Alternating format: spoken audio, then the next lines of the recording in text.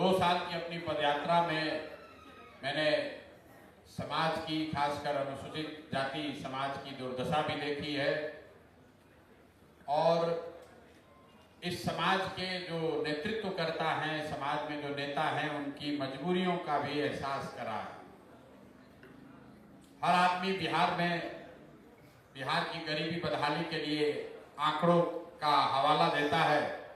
मैंने भी पिछली बैठक में कहा था कि अभी जातीय जनगणना हुई, उस जातीय जनगणना में जो सबसे भयानक एक डेटा आंकड़ा दिखा कि आज 78 साल, आजादी के 78 साल के बाद भी बिहार में सिर्फ 3%, 100 में 3 बच्चे ही दलित समाज के 12वीं क्लास पास करते हैं। मतलब 100 में 97 आदमी 12वीं क्लास भी नहीं पढ़ रहा है। ये 78 साल के विकास के, सारे आपके प्रयास के बावजूद के बाद की ये स्थिति है। सामाजिक न्याय के नाम पर, बाबा साहब के नाम पर आप भी जागृत हैं, आप भी समाज के लिए कुछ कर रहे हैं, लेकिन आपके, हमारे यहाँ अन्य दलों के विचारकों के, सुधारकों के, नेताओं के प्रयास के बाद भी 100 में 3 ही बच्चा 12वीं क्लास पढ़ रहा है। तो अगर आप 12वीं पास नहीं करेंगे तो आपको आरक्षण का लाभ मिलेगा कैसे? इसलिए जब इस बात को हम लोगों ने देखा, समझा, तो तय किया कि जो बाबा साहब ने बात बताई है उसमें अपने संदेश में सबसे पहले उन्होंने संगठित होने की बात नहीं कही, उन्होंने संघर्ष की बात नहीं कही। सबसे पहले उन्होंने कहा शिक्षित बनो, क्योंकि बिना शिक्षित हुए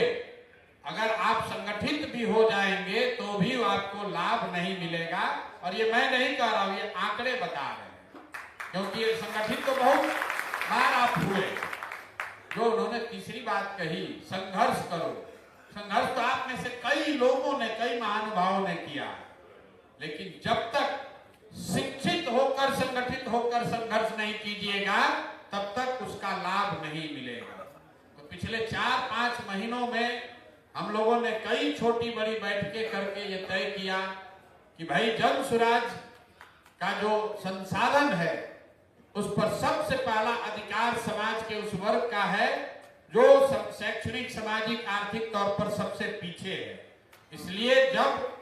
ये प्रचार प्रसार का काम शुरू हो रहा है तो सबसे पहले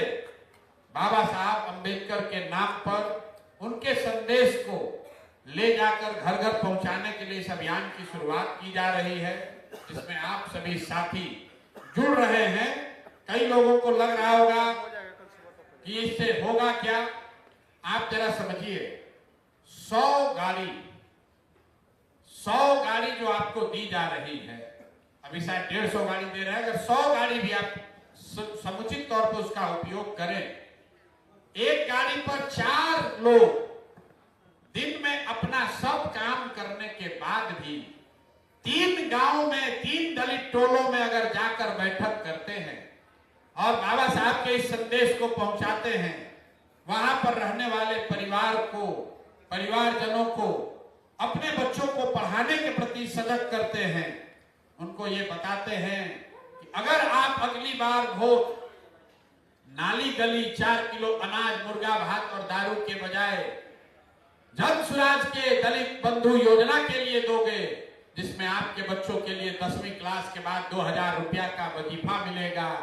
जिसमें आपको घर बनाने के लिए 3 बरस के अंदर हर हालत में 3 डिसमिल जमीन मिलेगी, जिसमें सरकारी और गरमजरुआ खास की जमीन के बंदोबस्ती में दलितों को आरक्षित प्रश्रय दिया जाएगा, तो शायद कुछ दलित समाज के लोगों के में जागरूकता आएगी।